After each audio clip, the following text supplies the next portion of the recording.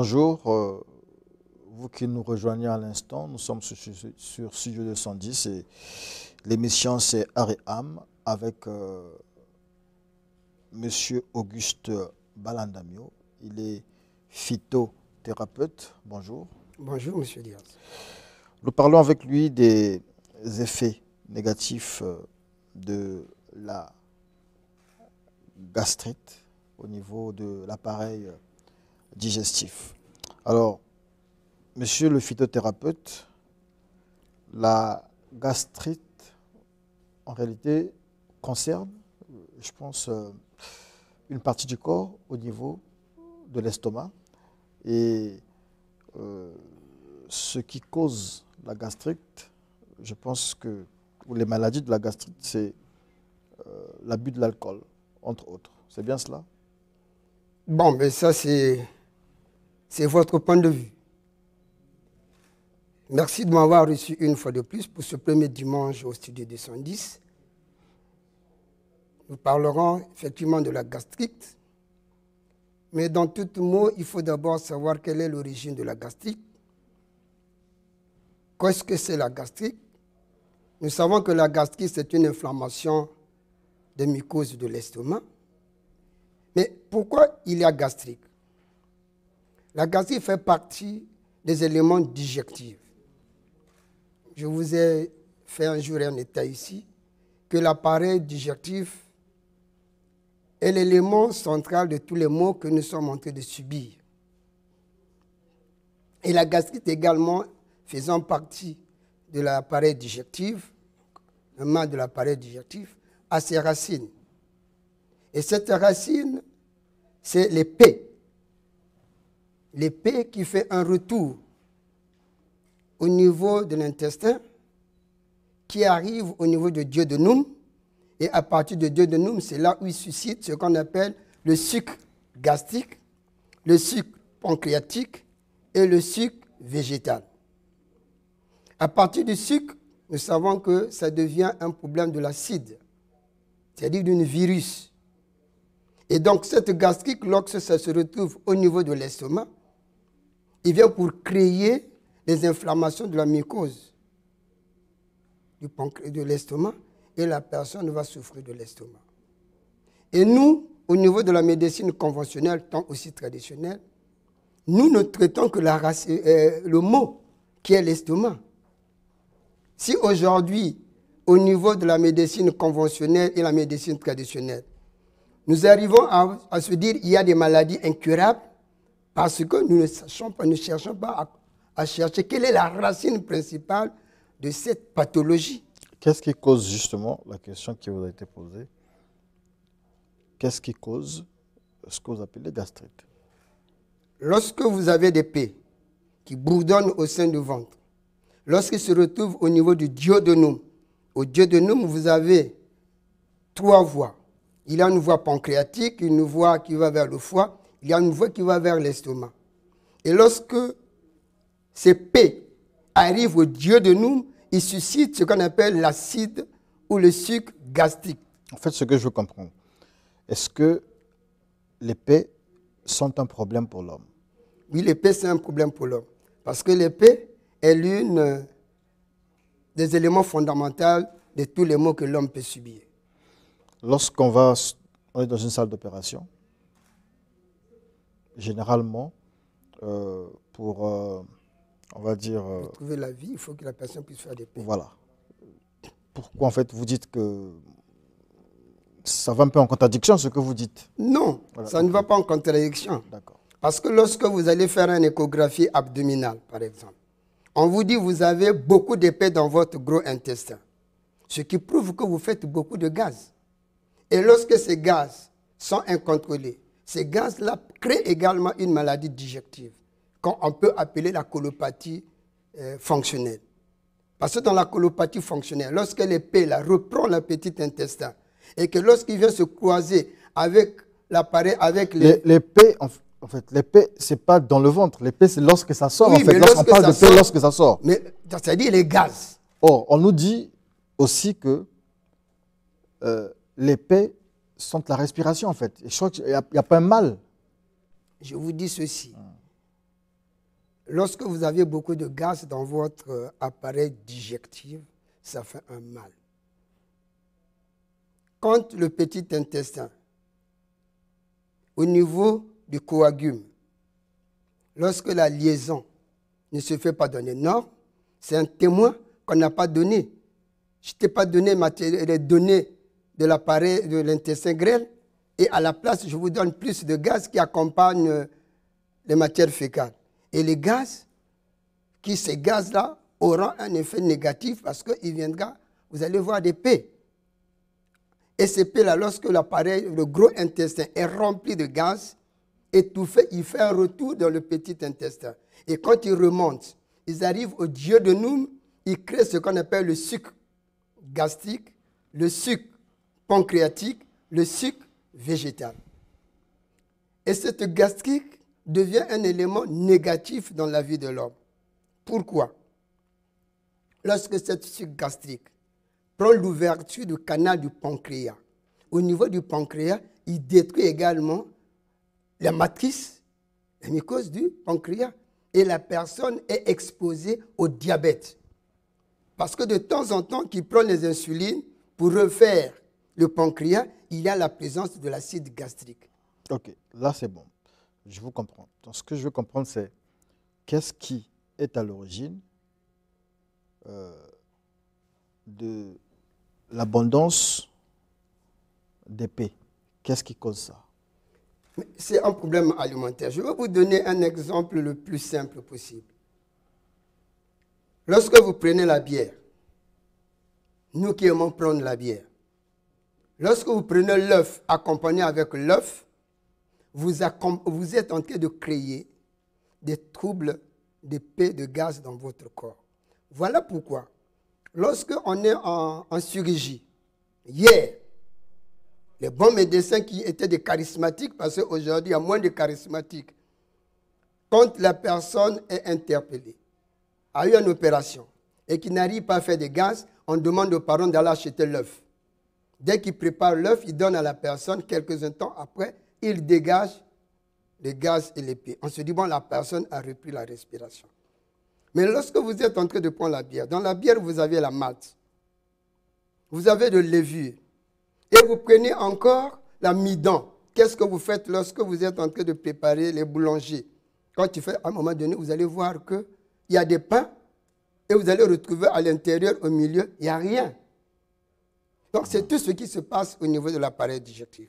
C'est à ce titre que j'ai mis à la disposition du peuple congolais des journées de sensibilisation des maladies liées à l'appareil digestif. Et que toute personne, toute structure qui veut avoir des connaissances données peut venir m'aborder. Donc, en revenant dans ce que nous sommes sur la gastrique, j'ai dit lorsque vous arrivez déjà au niveau du pancréas, il y a la présence de l'acide gastrique. Donc, la personne doit subir les maux du diabète qui deviendra chronique, alors que si on commençait d'abord, on réduit la gastrique, le sucre gastrique qui est parti dans le pancréas, on peut aujourd'hui mettre fin au diabète alimentaire. Et cette sucre gastrique, plus que la voie du foie est également à côté du pancréas, cette sucre rentre dans le voie du pancréas, c'est là, du foie, c'est là où nous sommes en train de voir des hépatites. Parce qu'on vous dit que les hépatites également font partie des maladies digestives. Il y a combien de types de gastrite? Non, mais la gastrique reste l'unique. Vous pouvez avoir une gastrique de l'estomac, l'ulcère et pour passer au cancer. Mais l'élément primordial qui le crée, c'est la gastrique. Généralement, on parle de gastrite chronique, gastrite aiguë. Est-ce que c'est la même chose? Oui, mais les gens, quand ils passent de chronique, c'est que parce qu'ils ne connaissent pas où commencer. Et lorsque la personne, on constate que la personne, jusqu'à présent, ça persiste, on lui dit, bon, ça devient aigu. Non, ça devient chronique. Mais si nous allons à la racine du mal, M. Diaz, tu sais ce qui se passe avec les hommes de Dieu. Lorsque nous revenons dans le livre de 2 Rois, le chapitre 2, on vous dit la source de Jéricho était malade. Et les hommes de Dieu, il y a eu des hommes de Dieu, il y a eu tous ceux qui connaissaient la parole de Dieu, qui devaient au moins arrêter le mauvais sort qui se trouvait dans l'eau de Jéricho. Ils n'avaient pas pu. Il fallait qu'Élisée arrive, qui cherche à demander, montrez-moi la source de l'eau de Jéricho. C'est à la source de l'eau de Jéricho qu'il a assaini et pour que la vie se retrouve à Jéricho. C'est de la même manière qu'aujourd'hui, la médecine doit sortir de l'Ancien Testament pour rentrer dans le Nouveau Testament. L'Ancien Testament, c'est quoi? Il ne faut pas que nous, en tant que médecins, nous, en tant que chercheurs, nous puissions nous arrêter là parce que le blanc avait dit ceci. Nous devons aller au-delà de ce qu'il a dit. Et lorsque nous allons au-delà de ce qu'il a dit, nous arriverons ensemble à gérer des pathologies que nous disons des pathologies incurables. Je vous dis ce que je vous dis aujourd'hui. Un jour, vous savez, le lézard, les excréments de lézard sont toujours noirs. C'est à la fin qu'on retrouve le blanc. Un jour, on va demander, M. Diaz, merci de nous avoir exhortés dans le cadre sanitaire, parce que sans votre émission, on ne pouvait pas savoir que pour traiter ces genres de pathologies, il faut chercher la racine. Et cette racine que nous devons chercher, c'est la source de mots que nous devons traiter.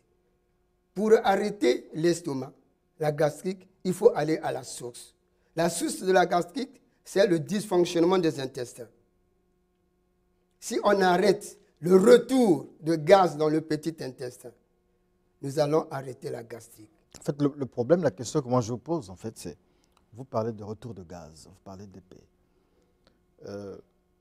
Ce qui se passe dans l'organisme, l'homme naturel, l'homme normal, ne peut pas contrôler ça. C'est-à-dire que les gaz et tout ce qui se passe dans l'intestin. Il doit avoir des causes pour que nous arrivions à cet état-là. Est-ce que c'est cela? Oui. Ces causes-là, c'est quoi concrètement? Parce que si une personne peut agir, elle n'agira pas dans l'intestin, mais elle agira par rapport aux symptômes, aux causes qui existent, c'est-à-dire qu'elle traitera ces causes-là, certainement. Mais voilà, c'est un peu ce que je veux comprendre. La cause de la gastrite, c'est quoi exactement? Qu'est-ce qui cause ça? Est-ce que c'est comme nous pouvons avoir dans les documents l'excès de tabagisme, l'abus d'alcool, le stress, ou c'est autre chose? Toute pathologie digestive est liée à l'appareil digestif. Je vous ai dit ici, j'ai mis un tableau ici pour faire la démonstration des maladies liées à l'appareil digestif. Voilà pourquoi je reviens, mon bien-aimé. Il y aura des jours dans l'avenir, les gens vont t'interpeller pour te dire, mais l'homme là, qui est passé un jour où il avait eu cette pensée-là. Moi, Jean Malonga me disait, mon petit-fils, quand j'ai écrit Cœur d'arène, je n'étais pas encore à Moussaka. Mais j'ai rêvé Moussaka et j'ai écrit Moussaka. Et quand j'arrive à Moussaka, c'est ce que j'avais écrit. Et dans ces données qu'il a inculquées en moi, je parle de ce qui peut arriver demain. Comme un prophète. Et que demain, en tant que chercheur, pour que demain, que mes amis, que ce soit en médecine conventionnelle, que ce soit en médecine traditionnelle, ensemble, que nous puissions reconnaître ces valeurs-là. Voilà pourquoi je dis toujours merci à l'OMS, qui, en 2014, avait déjà dit que les deux médecines doivent travailler en synergie, en complémentarité. Il y a des médecins qui n'ont jamais compris la complémentarité. Il y a des médecins qui ont compris la complémentarité. Ils travaillent avec ça. Moi, j'ai des médecins qui m'appellent, qui m'envoient des malades. Lorsqu'ils constatent qu'à ce niveau-là, il faut repartir chez monsieur Intel, je les reçois. Et on ne peut pas parler d'une pathologie. Si on ne connaît pas sa racine, on va tâtonner et on va rester sur les maladies incurables, sur les maladies aiguës et sur les maladies chroniques. Pour sortir des maladies chroniques, des maladies aiguës, cherchons la racine de chaque maladie. La gastrique, l'épée, je vais vous donner ici parler de la mauvaise haleine.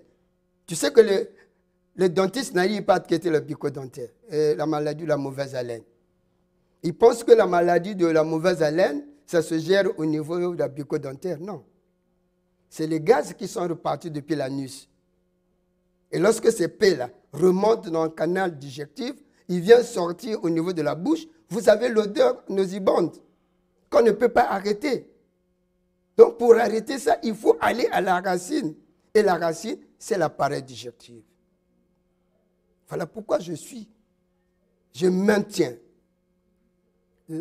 Toute personne, c'est un malade qui s'ignore. C'est un malade qui s'ignore parce qu'il ne maîtrise pas l'appareil digestif. Et pour maîtriser l'appareil digestif, il faut aller au-delà de l'Ancien Testament. Rentrer dans le Nouveau Testament. On ne vient pas comme Jésus a dit, je ne suis pas pour annuler, mais pour au moins donner la grâce. Les effets, nous aurons la gastrique, l'estomac, nous avons la gastrique, nous avons les hépatites qui sont là. Lorsque vous allez voir des hépatites, j'ai reçu un officier qui pendant une année n'était que sous les injections, sous les comprimés des hépatites. Mais quand il est arrivé, on lui a dit, il faut passer, descends à Brazzaville, va voir M. Intel. Et aujourd'hui, la personne, je lui ai dit, non, voilà les conséquences. Tu as eu un problème digestif. Lorsqu'on a traité le problème digestif, on a amélioré les hépatites. Aujourd'hui, la personne vit dans les normes. D'accord. Dernière question. Qu'est-ce qui cause les problèmes digestifs? Mais le problème digestif, c'est un problème alimentaire. C'est-à-dire Ici, je vous ai dit, il faut savoir gérer votre alimentation. Le Congolais ne gère pas son alimentation. J'ai dit dans mes exposés dans la sensibilisation, j'ai dit l'homme doit prendre beaucoup d'eau, prendre de l'eau à jeun. L'homme doit prendre le légume, pas comme nous le prenons dans votre repas, mais il doit prendre le légume comme dessert. On t'a préparé votre nourriture et vous prenez le légume comme dessert pour améliorer votre digestion. Tant que notre digestion ne sera pas améliorée, nous allons toujours arriver à ce que les médecins soient non, c'est incurable, non, c'est chronique. Revenons à la table. Je prie à tous les médecins, à tous mes confrères, ma porte est ouverte. Ça ne sert pas de parler de gauche à droite, ma porte est ouverte. Venez me voir, on va partager parce que c'est ce que le maître a demandé, la collaboration. Et cette collaboration va ouvrir au niveau de notre pays certaines pathologies que nous n'arrivons pas à traiter. D'accord. Un contact téléphonique? Bien, mais pour tous ceux qui veulent être en contact de moi, vous pouvez passer me voir soit à Brazzaville, soit à Pointe-Noire. Pour ceux qui sont à Pointe-Noire, vous passez à Siafoumou, à Pointe-Noire, à Siafoumou, à la Relac. Le numéro de contact, c'est le 06 913 01 55, Pointe-Noire, 06 913 01 55. Pour ceux qui veulent bien venir me voir, ma porte est ouverte à Brazzaville. Je suis à l'arrêt pharmacie de Mokondo, sur le goudron. Dès que vous demandez arrêt pharmacie, vous descendez, vous rentrez. Ma porte est ouverte à tout le monde. Dans le contact, c'est le 06 695 35 20. 06 695 35 20. Le 05 526 15 07.